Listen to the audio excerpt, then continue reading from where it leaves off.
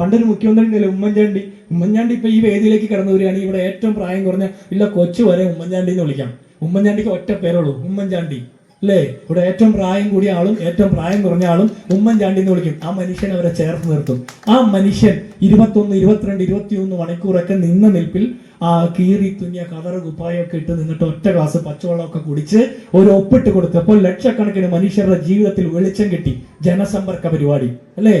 ആ ജനസമ്പർക്ക പരിപാടി നടത്തി ലക്ഷക്കണക്കിന് മനുഷ്യരുടെ ജീവിതത്തിൽ വെളിച്ചം പകർന്ന ഉമ്മൻചാണ്ടിയുടെ കാലത്ത് എൻഡോസൾഫാൻ ദുരിതബാധിതർക്ക് ചികിത്സാ സഹായം ഉണ്ടായിരുന്നു, ഹീമോഫീലിയ രോഗികൾക്ക് ചികിത്സാ സഹായം ഉണ്ടായിരുന്നു, ക്യാൻസർ രോഗികൾക്ക് ചികിത്സാ സഹായം ഉണ്ടായിരുന്നു, കിടപ്പ് രോഗികൾക്ക് ചികിത്സാ സഹായം ഉണ്ടായിരുന്നു, അവരുടെ കൂട്ടിരിപ്പുകാർക്ക് ചികിത്സാ സഹായം ഉണ്ടായിരുന്നു, കാരുണ്യ ഇൻഷുറൻസ് പദ്ധതി ഉണ്ടായിരുന്നു, കാരുണ്യ ചികിത്സാ പദ്ധതി ഉണ്ടായിരുന്നു.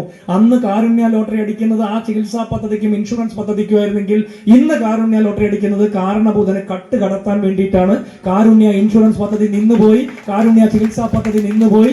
തിരുവനന്തപുരം SIT ആശുപത്രിയിലെ കുട്ടികൾക്ക് ബണ്ണും പാലും മേടിച്ചതിന്റെ കുടിശ്ശിക കൊടുക്കാത്തത് കൊണ്ട് ആ പദ്ധതി തന്നെ നിർത്തലാക്കി.